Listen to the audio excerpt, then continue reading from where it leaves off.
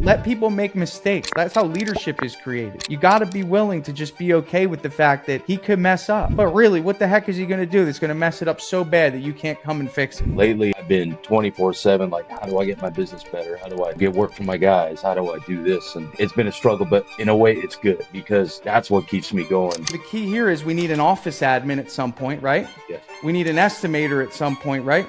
And we need a project manager at some point. Yes. And all of them are going to need information on projects, customers, proposals, invoices, and communications. Drip Jobs is the nucleus for that.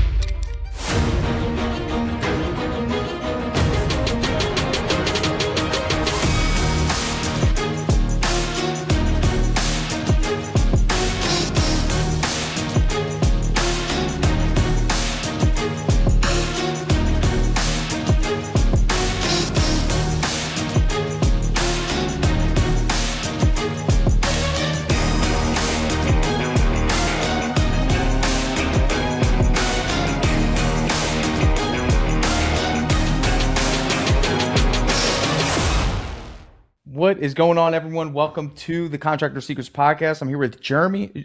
I'm here with Journey Mikna, and he's here for a business breakthrough. And Journey, I usually just start off like this, man. Tell me a little bit about what's going really well, and give me an area in your business that you kind of just feel like you need a little assistance on.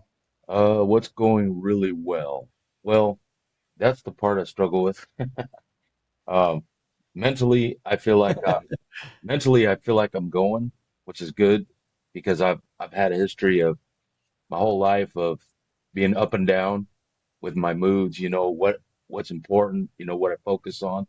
And lately I've been it's like 24/7, like, how do I get my business better? How do I, get work from my guys? How do I do this? And I'm so that it's been a struggle, but in a way it's good. I mean, I because that's what keeps me going once I get my brain locked into something. So I guess you could say that's good. Yeah, So the other question was where I struggle. I think you said I struggle with being focused. That's always been a thing with me. I hate the term of like I'm ADHD, and all that stuff because everybody says it. But my whole life I've had like major struggles and all kind, throughout school. I was always having to be put in programs to try to like get me focused. This is before, I grew up before anybody was ever diagnosed with anything. You just were told figure it out and get back to whatever. Um, so in my opinion, it's more of a mental thing that I struggle with because sure. because what I'll probably end up saying during this call will sound like I'm trying to like make excuses and blame other people or blame this, that, and but consciously I know that's not the case. I know it's it's 100% up here in my head. So just to get that out of the way. But on a physical level, Sure. what I struggle with is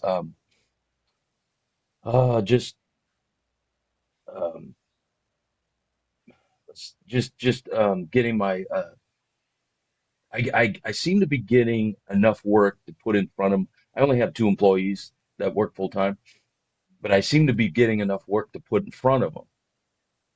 But every time we're about, a week ahead or 2 weeks ahead, I'm thinking, oh my God, how am I going to keep these guys going? I don't want to tell them we don't have no work, but I figure out a way to pull something out of my hat. Whether it's, I don't mind going on door knocking on doors, and I've actually gotten a few jobs doing that, which is kind of cool. Um, and I do struggle with uh, just having a lot of work out in front of them, or at least confidently having it. I always feel like every day is like, oh crap, which is fine because um, that kind of feels like my job now, and I haven't really been paying. So I would say that's the biggest thing, besides the fact that I don't, I feel like I'm making less money than when I used to do it on my own. And let me go back, and and I apologize because when I talk, I go everywhere, so you might have to rein me in a little bit. But I used to do. I've, Good. I've All been good. I've been painting since 1990. That's when I first started painting, a Okay. little bit out of high school, and and so I've worked for companies. I worked in the painters union. I worked for other residential repainting companies. I've worked for track home paint. I've done it all. But I'd say the last, and I've had my contractor's license. I'm in California, so when I say contractor's license, it's almost like ha- in other states, it's like the same process as getting a general contractor's license or a electrician's license. Yeah, it is. Yeah. Um, Sure. so I've had that since '96, but I haven't always like been steady with my own. I've worked for other people since then because it got so hard. Yeah, I'm like, I can't stand doing this. I'm going to go to work for someone else. But I'd say in the last 15 years, I've been doing it strictly just on my own. But up until the beginning Okay. of this year, of January, I decided I'm tired of painting because that's what I've been doing my whole life. And I've been listening to like guys like you, a couple others, but I started listening to you and I'm like, I got to stop painting.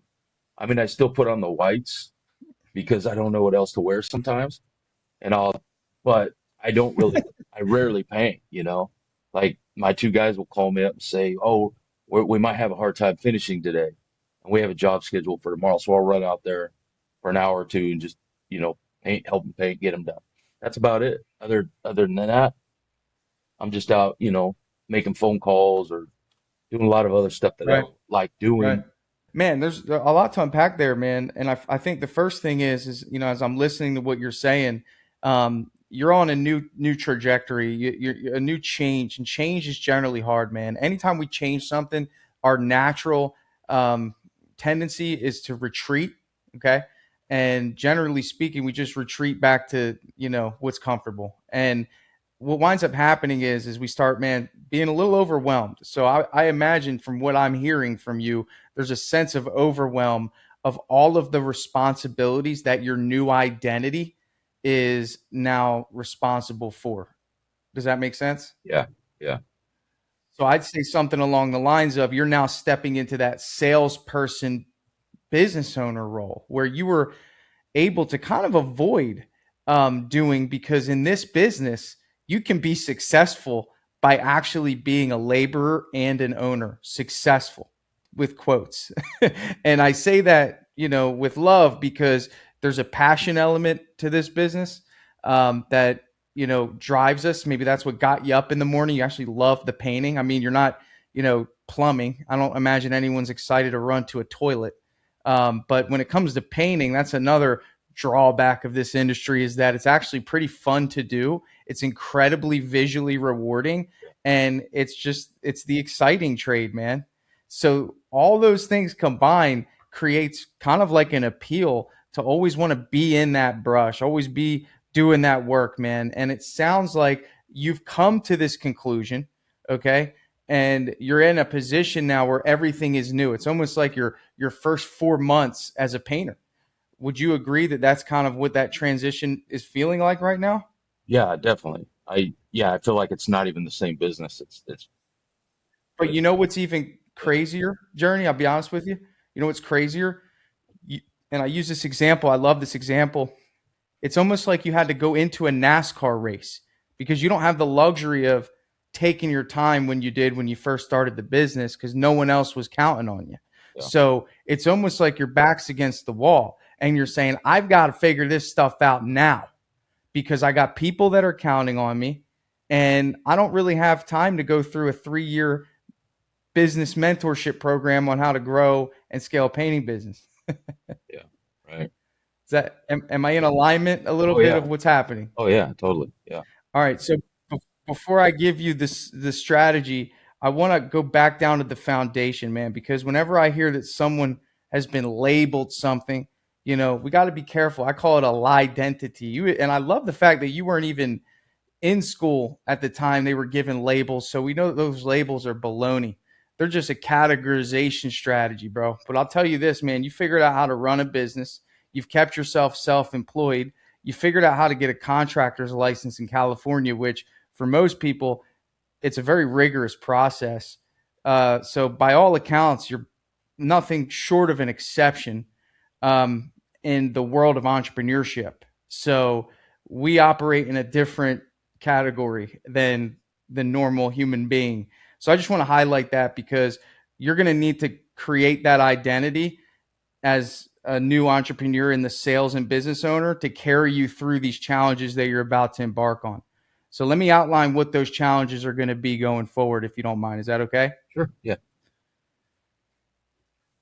Challenge number one, okay, is organization. Number one of information that comes in and flows into your business. And I think you and I would both agree that there's two types of businesses, one that has a CRM and the other one that doesn't, right? That's a foundational piece that eliminates chaos. I know you're using drip jobs. I think we just got you reactivated. Tell Yeah. me about your experience with software and what systems, what foundational organizational systems do you have in place on the administrative side? And we'll start there. Um, well, not great ones. Just recently, well, with drip jobs, now that I've actually learned when I came back, with your help and coaching program that you have, that's definitely helped me keep organized. And it's always been, grabbing tablets and writing stuff down, and that's been, my whole go-to forever. And so recently I'm trying to get better at it. And as far as I really am lacking on, as far as the software stuff, um, keeping organized. I guess I use a lot of Gemini to like give me ideas, but I still end up writing it down. I'll look stuff up and I'll write it down, make little notes. So I don't really have a great system at that. Um, but as far as I mean, obviously, drip jobs makes it easy to keep track of a lot of a lot of things. I guess Joist. I used to use Joist before drip jobs. I used that for years, but that is so simple, such a simple thing. And a guy like me who's simple, it was easy to like, okay, I just keep track of my customers. When I need something to go back to, I look back on it. But then if I have to keep track of other things, I just write it down, you know, and lose the paper, of course. Right. Yeah. So let me break this up for you so you understand why I'm even going this direction, Okay. okay? Because there's another evolution that you are aspiring toward. So let's talk about the evolutions of in which you're traveling. You're going on a journey, Yeah. okay? And the journey is the first one is going to be you were a painter and you learned and you mastered what it was like to be a painter. And because of that, I almost can guarantee you, you are a pretty high quality mentor to the employees that work underneath you. Would you agree with that? Um, yes, they think I am, but sometimes I tend to think that everybody else should be at the same level as me sometimes. I get a little impatient, but I'm working on that. Okay, that's called being a business owner. There's nothing wrong with that. But generally speaking, in terms of the actual trade itself, Yeah. can they come to you with problems and do you generally have a solution? Oh yeah. Yeah. I got, Okay. oh, go. And keep the answer short because I want to get somewhere. Don't elaborate too much because I got to get to I want to make sure I give you something. Yeah. So the answer is yes. So the reason I'm saying this is you've created a system within your business on exactly how interior and exterior painting is done. True or false? Yes. Yeah. Okay. So now you're this new estimator slash project manager slash recruiter slash salesperson. It's four roles, Right. Yes. right? When you think of it like this, the goal is to master each one and package it up into a little system just like you do painting. So the reason I said, hey, the first thing is organization and customer information. The benefit of drip jobs is not just the fact that it organizes and follow ups with customers. It's when you get to a point in time where you have a project manager, instead of you going to all the projects and bouncing around, he goes into the system and knows exactly what to do, who to contact, how to schedule, and there's no long learning curve of having to learn exactly how to paint from scratch. Instead, you can grab him by the hand and mentor him up. Because if you don't start with that in mind, by the time you get there, Journey, what'll wind up happening is it'll be frustrating because you feel like you have to invent the wheel again. it for your business. So that would just be like you having painters in your business, but having no structured system of how you do things. It'd just be like showing up to the job every single time and pretty much just saying, all right, guys, where do we start? And everyone looking around like, I don't know, I'll grab the tape. You open up that paint can and we're going to learn how to paint from scratch every single time. Mhm. So that's silly. When it comes to your software and your back end and all those things, you need to master it. And how do you master it? Practice, discipline, going in there, updating the job costing record every single day, tracking the hours, putting in the materials, scheduling appointments right away, not letting data get ugly and disorganized, right? I imagine I could tell because you're in painter whites that if I go to your paint job, you put out a tarp and you put the cans on the tarp before every single job, and you probably have a dedicated spot where you keep the materials for the duration of the project. Yes or no? Yes. Yes. Without fail. Yeah. The craft part I got down. It's it's the other parts that I struggle with. Yeah.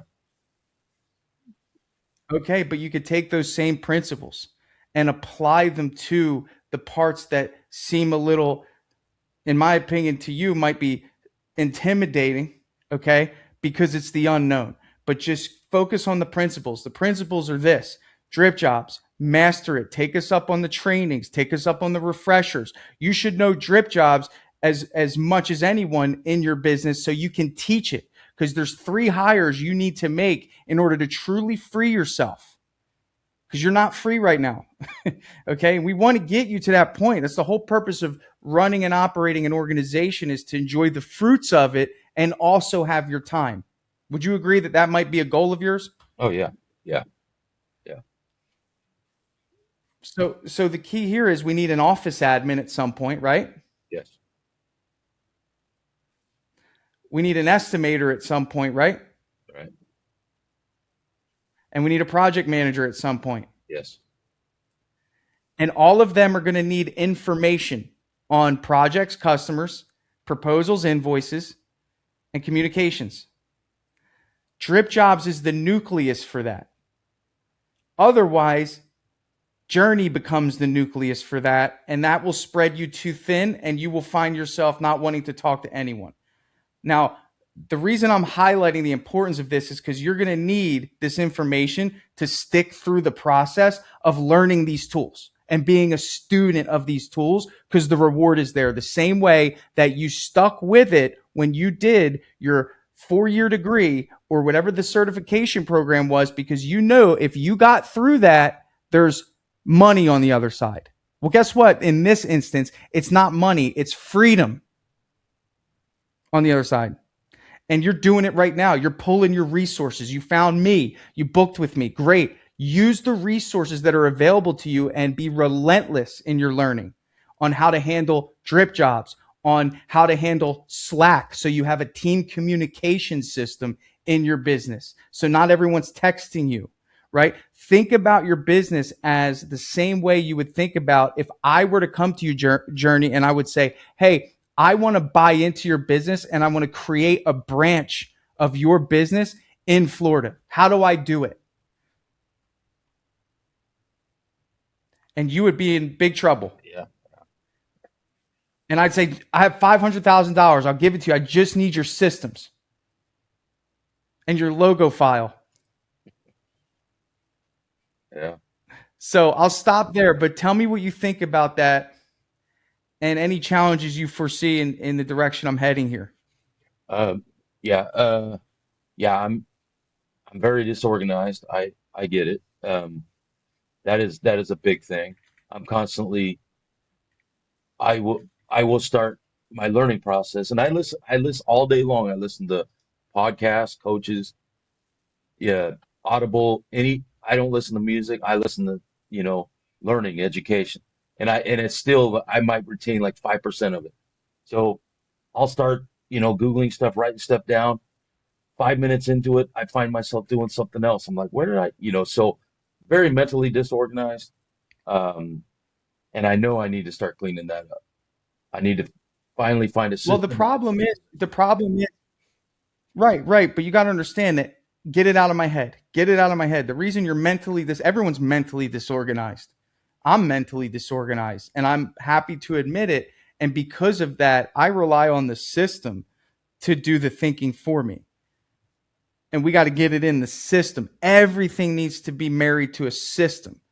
No customers can go through and buy from you unless they go through the system first. And what happens is in businesses, you're doing so much of this alone, you don't have enough of a reason to dial in the system because no one's going to be auditing you. Yeah. So I would suggest, based off of that, and here's the thing, and you and I just said, you just mentioned this to me, and it stood out to me. I took a note on it. You're like, I have two employees, and you're like, somehow I pull it out of my butt or whatever you said to find them work. Yeah. Now let me ask you a question. What is that? Why does that happen? Because I feel like that's my worst nightmare is not having work for these guys.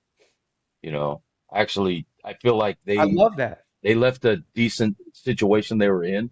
It's not like they came begging me for work. And one of them's my nephew, who's great, and I eventually want him to completely. So I worry, like I'll wake up at 3 o'clock in the morning, like all of a sudden, like, oh crap, how am I going to tell them we don't have work next week? And then all of a sudden, a call comes in, or I just like figure out a way to get them work. Problem is I'm not. I've been trying to do. The thing is, like, okay, I get it. It's like, okay, 100% markup gives you, or yeah, 100% markup gives you a 50% margin, and that's in my head. That's where I want to get.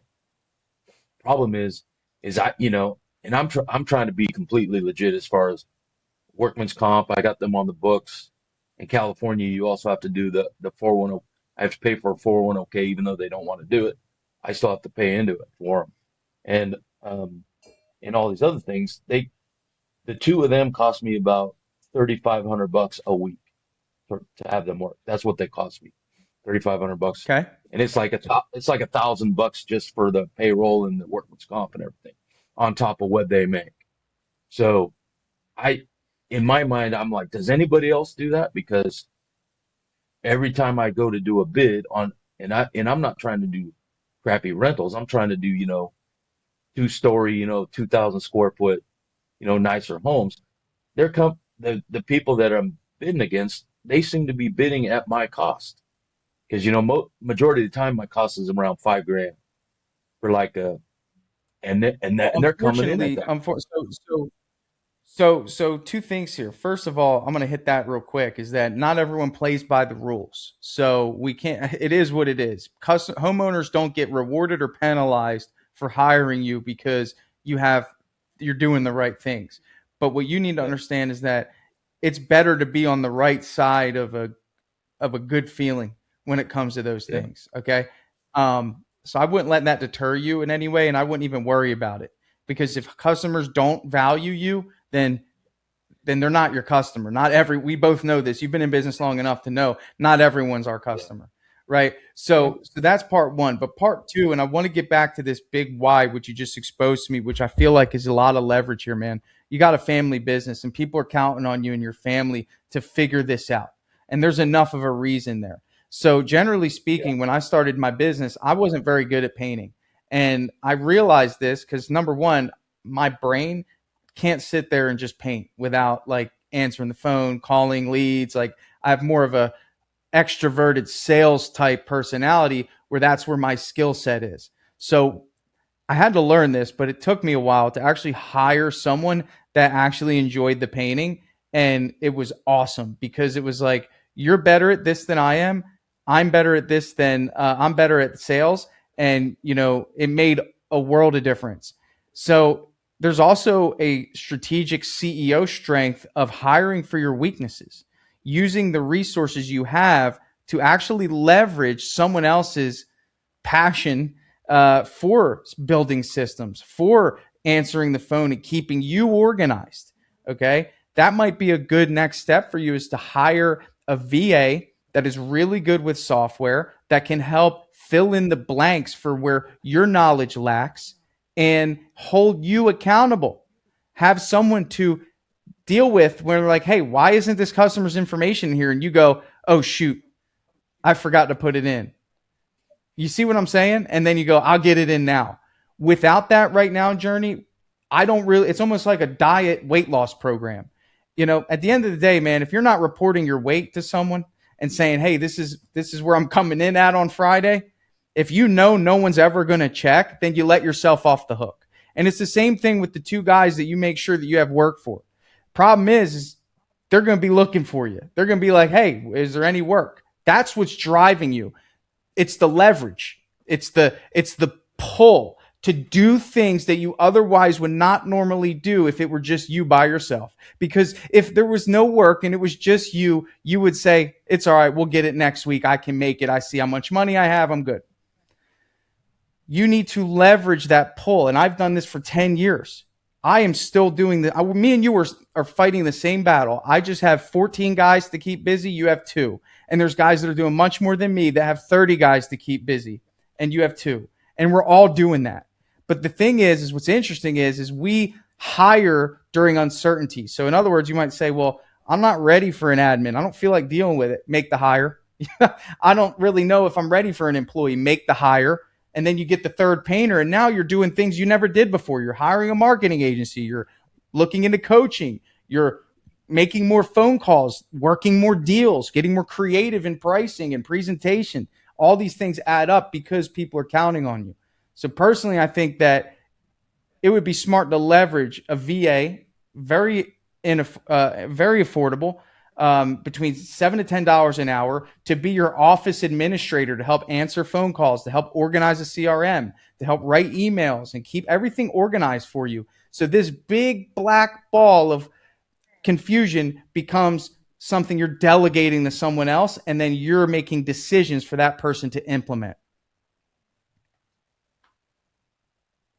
Okay, makes sense. A lot of times, I'm so I'm so embarrassed, like with coaching and getting people, other people, letting them see where I'm at. It's because I'm embarrassed. I'm like, man, they're not gonna know. They're gonna look at me like such an idiot because I'm so unorganized. They're not even gonna want to work with me. So I always avoid getting other people involved, but I need to. I realize I do. Yeah, I mean, wouldn't it Uh, be silly if you went to the doctor and said, "Hey, I'm overweight." What's he going to do? Laugh at you? He's like, "I see this all the time. You need to do this, this, this, and this." It's like that's what a good coach is going to do. Like I've heard this story more times than you can imagine. Am I making you feel less than? No, I'm telling you, there is a path out of this. This is nothing new. Hundreds, maybe even thousands of business owners have been in your exact position and now have $1 million a year plus companies in California, okay, and have built a business that serves them far beyond their means to provide. Instead, provide savings and a possible exit strategy simply by principles, right? And the principles are very simple, okay? And I can't go too deep into it because we're short on time, but I'll tell you this. Where are you getting your leads from right now? um, I get a lot from BNI. I and then I get a Are you lot from are you other. are you spending money? Are you spending money on marketing?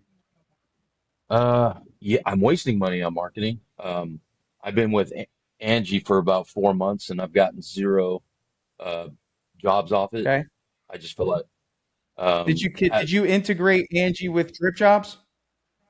no, I'm trying to get out of Angie. That's problem I number one. actually Yeah, I got so mad the other day. I wasn't very nice to the lady, and I signed up for a whole year, but I those get mad people take a because, beating.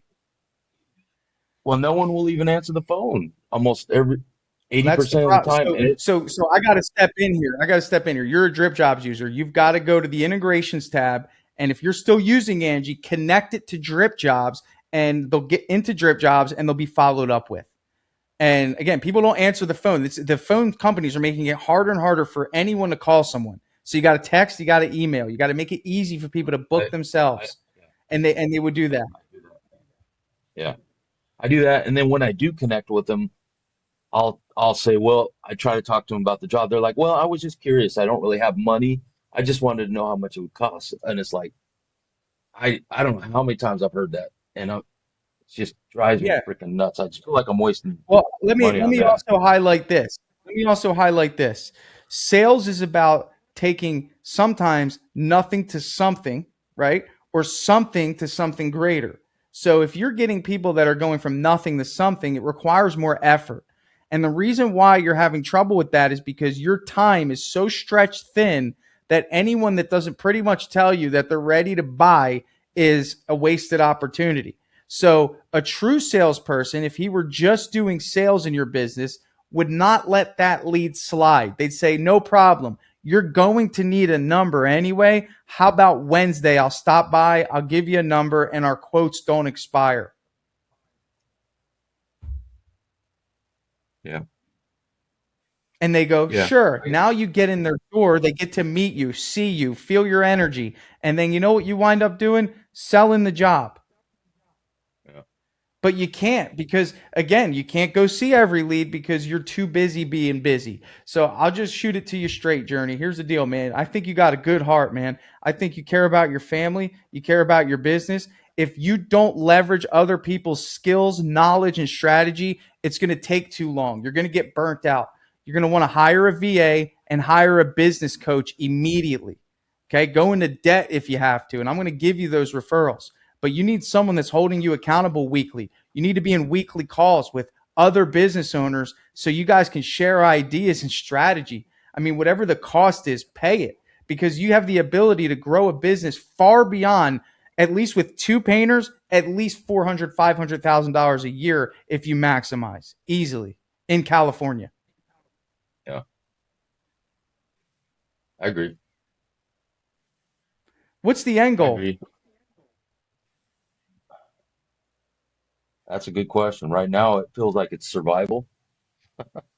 Okay, so here's the thing, Um, dude. You have to define that journey. You have to define where you're heading, man. Would you be a pilot of a plane and decide where you're going in the sky?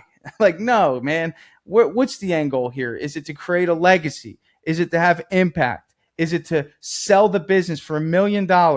Get a see the direct deposit hit 1,000,000, and then enjoy your retirement. Is it to give it to your nephew? Is it to incorporate him into the business? What is it?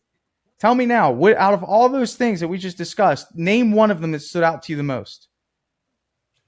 I'd like to have my nephew take over um, eventually. In California, they make it real, especially nowadays, they make it real hard to you know, to do a lot of that stuff that they used to be able to do.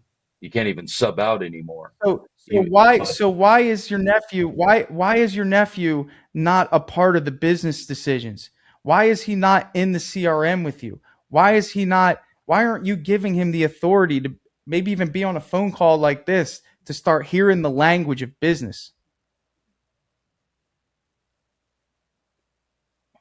that's a good question. I don't know. I I think it I sort of requires a think right. conversation. Yeah, true. I think maybe you might feel like if you show him some of the mess that's going on right now, maybe you might feel like he might not see you in the same way he sees you on the job site. I do let him in on some stuff. It seems to scare him more than anything, but I kind of like show him like different things. Have we had the conversation before of what it might look like for him to be a part of the business in a bigger way? Um, yes, but not really deep. He kind of I think he still looks at the craftsman side of it, you know, and I don't blame him. I did that for I'm 50, going on 56, and it took me this long to realize, okay, I got to stop being a craftsman. So I could see he still has that mentality, even though he says he wants to get his license eventually and, you know, and change things. But I'm not sure if he's business minded, or if that's what he wants to do. But I am slowly kind of trying to let him know some of the processes or the way I do things, and to also tell him a lot of things I do don't do what I do. This is what you don't do, kind of thing. But you're right. I need to, you know, and he just started with me. These guys have been, you know, with me for 4 months now, you know, so. It's not like we've been going a long But time but now. let me ask But you this. Let me ask you this. You know, here's an example. Who's the crew leader on the job? Is it your nephew? yeah, yeah. His name is Bo. Okay, now Yeah. what responsibilities does he have as the crew leader on the job? Um. Well, he shows up on the job. I could tell him, hey, go to this job. This is the customer's name, and then this is what you're doing. And it's usually by text. I'll I'll send him some pictures of the job. Um, and then he just shows up, introduces himself. The customers always reply how much they like my guys. Um, and he just starts going. And usually I'll just show up on the job, point it out, we'll walk it a little bit, and then I leave. That's just kind of, and then he runs the other guy. His name's Tommy. And eventually, when I start getting more guys, I want Bo to kind of be the guy who, even if I have a couple crews, I want him to be able to go back and forth and see what's up. And he doesn't mind putting people in their place in a nice way. Right. He's So he's so so so what I suggest is this. He needs to be in drip jobs. When you sell a job, he needs to be the one that schedules it and reaches out to the customer that says, "Hey, my name is so and so. I'm going to be the crew leader on your job and I'm scheduling you for this date. Is there anything I need to be aware of?" Right? Next step is he gets a work order in drip jobs. He doesn't get a text message or some random pictures. There should be a work order. And his job when he shows up at the job is to outline the work order with the customer. Okay. And then from there, what we need to do is be taking photos throughout the duration of the project. Okay. And then at that point, what we're doing is we're filling out a form at the end that pretty much highlights that the customer's happy, what the job entailed, and any areas of improvement. So this is an end of job form, right? And what we want to do is get him to master that, right? And that's what I mean. I think the goal here is for you to really create that role where he owns that role so you can create another one. But until you master this one, it's going to be hard to duplicate. And I think the goal here isn't like, hey, can you just show up at this job for me? I'm busy. It's your job now is to greet every customer. Here's how you're going to do that. okay. Would you say that that's a little bit different of an approach than what's happening now? Yes. Oh yeah. Yeah. Yeah. I mean, And now we I didn't just have him change as much. the. All we did was establish you're the crew leader. These are the responsibilities of a crew leader. These are the deliverables of a crew leader. You have this many days to get the job done. I won't be there anymore. I know you felt that. I could tell. You're like, I can't imagine not showing up. But that's what's required, dude. Mm, It's what's required because your job is to be in the office like this, looking at the software and going and doing estimates, interviewing marketing agencies, interviewing coaching companies, and figuring out how you can grow this thing. You don't have time to be running around a job site, especially if you have a trusted nephew there. And again, he's only been with you for 4 months. You might need to go check the final result, but you got to let him fly if it's someone that you trust can do the job. I mean, the only way you can grow a business is by giving other people authority over a small piece of the domain. You're the king in the kingdom, Journey. But there's little buildings within the kingdom. You got to let them manage those, or you're going to be driving yourself nuts. It all yeah. falls down to you anyway, but you got to let people make mistakes. That's how leadership is created. You got to be willing to just be okay with the fact that he could mess up. But really, what the heck is he going to do that's going to mess it up so bad that you can't come and fix it? He's not going to cuss the homeowner out and make a taco in their kitchen and soil their bathroom. I mean, he's just going to maybe make a mistake in terms of how something is applied or maybe the wrong color, and you'll iterate on that. You'll fix it, but his confidence will go up. And eventually, he will find himself asking for more responsibility. The GM of my company right now started as a carpenter's helper, but each time I gave him a little bit more authority, a little bit more. Each step, he was carpenter's helper, and then I made him a painter. Then he became a crew leader. Then he became a project manager. Then I did a little estimating with him, and now he's the GM of the company. I agree with you. I agree with you. I want to. I am slowly starting to leave them alone. Um, I rarely like if I show up on the job, there might be a couple little things that I'll point at or have to point out, but he actually surprises me sometimes. Like I won't even introduce him to the customer, and he's already knows a lot about them, and they've already have a rapport, and it almost makes me jealous. Like that's supposed to be my thing. Like I should be out there doing that, and it's Hey, I like like the I honesty. sort of feel like I'm left. No, I kind but of feel like I'm left out, I, sometimes. that's a good. You know what though? But that is a good feeling in the eyes of entrepreneurship. Is that you're not left out. You'll always get the glory for being the one that put that person in that position. And the scarcity mindset is I'm not in the spotlight anymore. But the kingdom mindset is I'm growing this and creating a new opportunity for my nephew to feel what I feel like and the craft that I fell in love with, but I'm going to speed up his learning curve. And ultimately, that will just benefit you in the long run to have someone on your team like that. Yeah, Well, I we agree. covered a lot, man. Was this helpful? Oh yeah, yeah, yeah. It was. It was. I'll have to listen to this.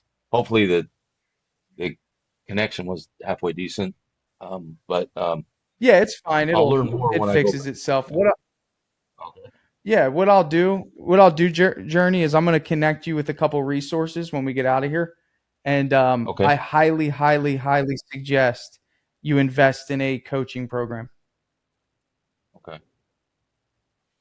Okay. All right. All right, my friend. Thank you again for your time, and don't be a stranger, man. If you want to come back in a couple months and let me know how it went, come on back. Okay. All right. Sounds good.